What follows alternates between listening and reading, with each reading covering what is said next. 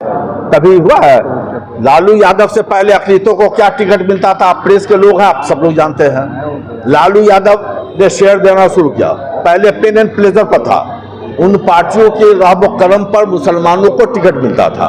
लालू यादव ने हिस्सेदारी दिया है और तेजस्वी यादव भी हिस्सेदारी देंगे।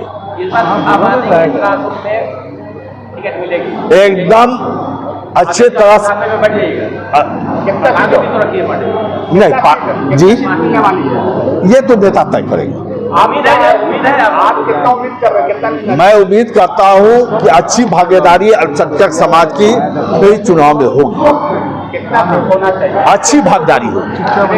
भागीदारी नेता तय करेंगे, लेकिन मेरा कहना है, अब मैं जानता हूं कि राष्ट्रीय जनता दल या इंडियन गठबंधन अच्छी हिस्सेदारी देंगे। आपकी जो पार्टी है, आपका जो वो हमें मिल पाएगा कि लेकिन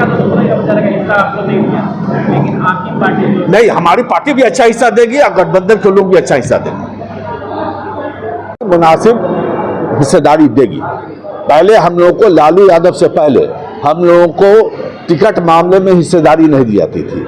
हम लोग पेन एंड प्लेजर पर थे, उनके मेहरबानी पर हमको टिकट मिलता था। लेकिन लालू यादव ने हमको हिस्सेदारी देना शुरू किया, तो हिस्सेदारी हमारी मिलेगी और बेहतर मिलेगी।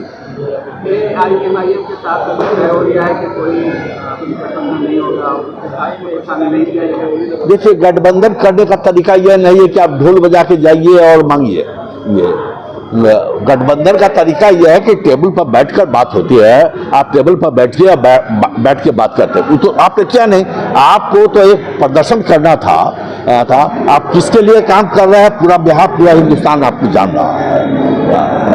तो ये गठबंधन करने का तरीका नहीं है। और फिर जब अगर आपका जनाधार है, तो आप इतना रिक्वेस्ट भी क्यों आ रहे हैं भाई कि आप हमको अपने गठबंधन में शामिल कर लीजिए। आप क्लेम कर रहे हैं कि हम 100 सीट पर लड़ेंगे, हम 50 सीट पर लड़ेंगे, हम 6 सीट पर लड़ेंगे। आप लड़ो तो, अगर आपको तो मतदाता वोट देगा तो किसको इनकार है, कौन रोक लेगा?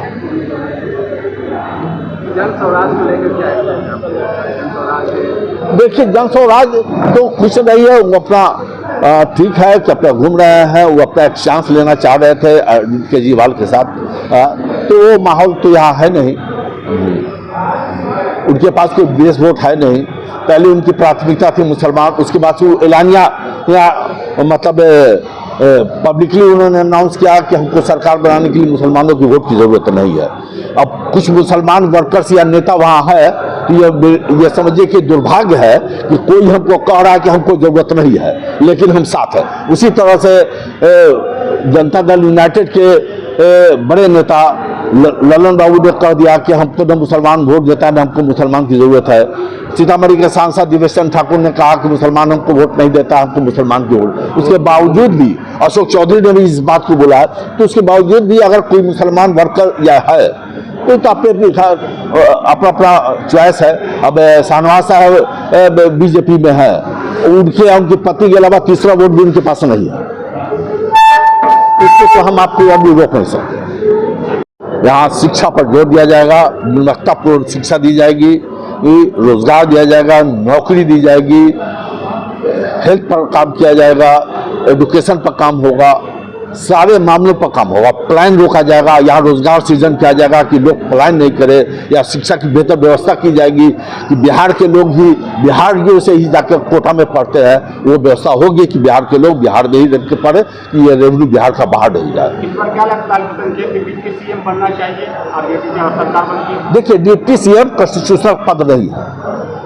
डिप्टी प्राइम मिनिस्टर हो या डिप्टी चीफ मिनिस्टर हो, ये कॉन्स्टिट्यूशनल पद नहीं है।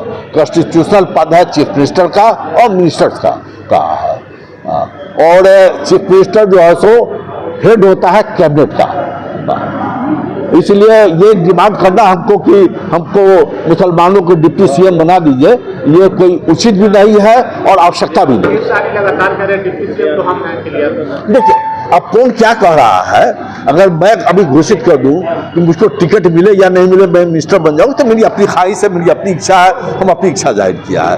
वो समय तय करेगा ना, जो चीफ मिनिस्टर बनता है उसका डिस्क्रिप्शन है कि किसको मिनिस्टर बनाएगा, किसको डिप्टी सीएम बनाएगा, क्या करेगा। आखिरी सवाल ये कि नीतीश जी आज